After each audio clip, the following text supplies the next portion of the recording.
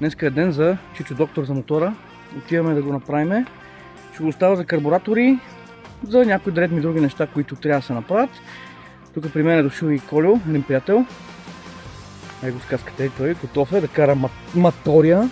Ще кара матория. Тъй като все още аз нямам книжка, всички знаете, най-вероятно. И айде сега да обърна камерата, да видим как ще запали. Я да видим. Някакъв. Ще ти го дам. Чакай, ще го дам. Заповядай. Айде да видим как ще запали. Добре.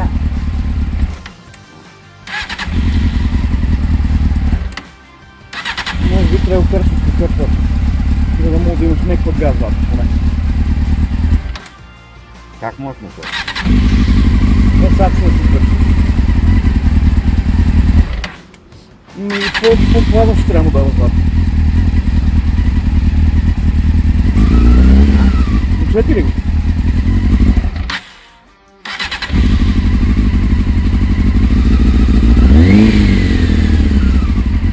Това усети ли го вече?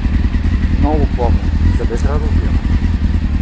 Значи, сега ще обясня къде трябва да отидем. Гасам малко видеото, за да мога да обясня къде трябва да отидем и се включвам след малко. Сега нека да изкоментираме състоянието на мотора преди да го закара на майстора. Нещо му беше станало с карбураторите, газта не беше никакво дивчива, тръгваш да му даваш газ, сигурно видяхте на видеото, който тръгва да му дава газ, той не поема газ, гасне, беше много зле, много трудно палеше, мисъл, загаснали край, не мога да запали лесно, беше много зле. Като цяло карбураторите бяха за почистване и за синхрон. Когато го закарах на майстора, се получи така, че се оказа, че има и още доста неща, които трябва да се направят и той ги е направил. Ще видите след малко във видеото какво е направил. Но просто искам да ви обясня, че мотора, симптомите му бяха много тревожни. Когато започнахме да го оглеждаме с майстора, той каза, че ще види дали тези карбуратори ще станат, какво се случва с тях ще погледне, но за щастие карбураторите станаха. Карбураторите станаха и след малко във видеото ще видите как мотора работи, как върви. Наистина мотора беше много зле и изобщо не може да се кара. Приключението беше страшно, когато го карахме към майстора. Колю се измъчи момчето, ево Колю, голям шатал за тебе. Даже спряхме насред жълтите павета срещу Народното събрание. Спряхме, защото мотора беше дигнал някакви израелски обороти, 3-4 хиляди обороти и седи на тях. И човека ме пита, Колю пита, брат, какво се случва, смисъл да продължаваме напред или какво правим. И аз му казах, брат, давай напред и това е. Каквото стане, нали? Мотора дори си вдигаше оборотите. В един момент, докато няма обороти, когато е студен, изведнъж като загрея, започнат оборотите да седят на празен ход някакви 3-4 хиляди, което изобщо не беше окей. И така, закарахме го на майстора. Сега ще ви приложа даже снимки, ще ви прилагам да видите за какво става въпрос. Майстора как го беше разглобил. Аз съм лично адски доволен от този майстор. Наистина. Много съм доволен от майстора, наистина. Адски добър е. Справи се блестящо с мотора. Вие след малко ще видите как работи мотора и как пали и как работи. Нищо общо с това, което беше преди. Мотора преди беше наистина едно жалко подобие. Мисъл, не работеше. В момента мотора, буквално когато се качих да го покарам, мога да ви кажа, че моето мнение е съвсем друг мотор. Все едно си купих друг Hornet. Брилянтно работи, много ми харесва и за напред ще има много клипове, които ще ви показвам апгрейди, ще ви показвам мотовлогове, достатъчно приятелчета, които искат да караме, така че ще има и клипове с трипчета, мототрипове, много неща ще има. А сега се насладете на следващите кадри, които са огледа на мотора и съответно да видите как работи мотора. Сега ще ви го покажа в следващите кадри.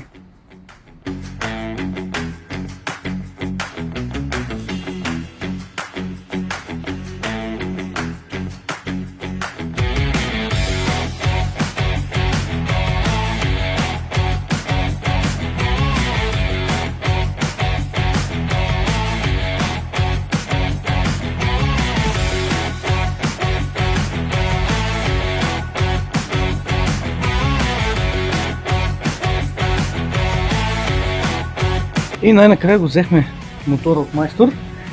Сега ще го видим какво е направил майстора и след малко ще ви го запаля да видите как работи след намесата на майстора. И като цяло, ето го мотора. Майстора се е справил доста добре, като цяло. Аз съм лично много доволен.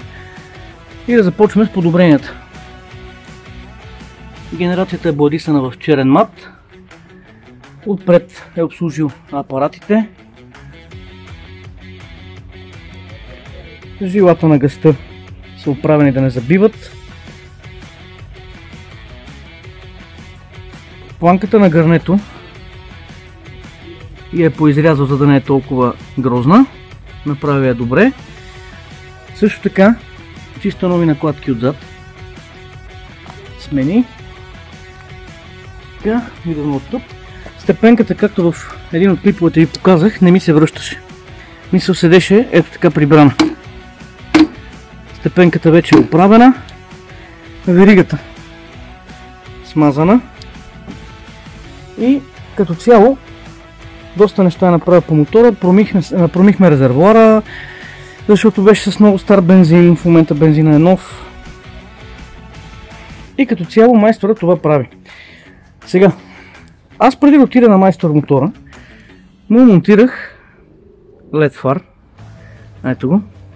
Монтирах му LED мигачи. Смених му дръжките. Ето ги. Сложих реглажните. Но това май го знаете. Смених му ръкохватките. Сега ще ви ги покажа по-близо. Сложих баракуда ръкохватки, плюс чисто нови балансьори. Ето ги от тази страна. Също така майстора, сега виждам, че е бладисал и трипътника.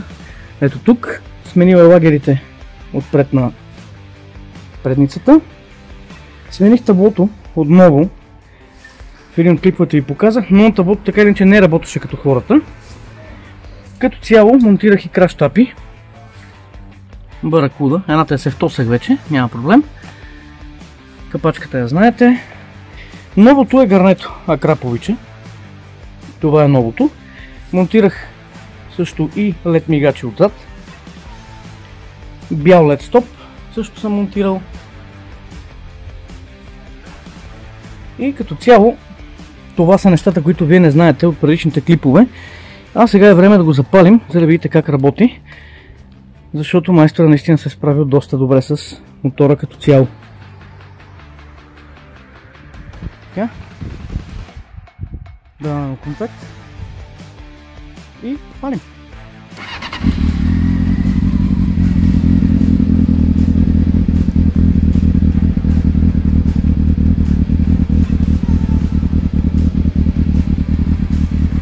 Да му дадем малко газ.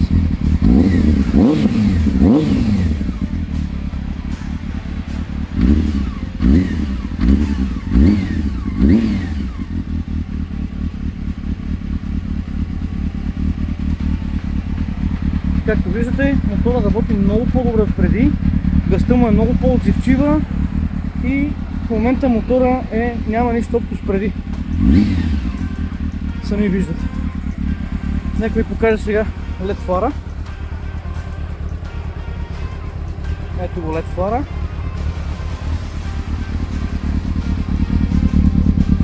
Ето го и LED стоп.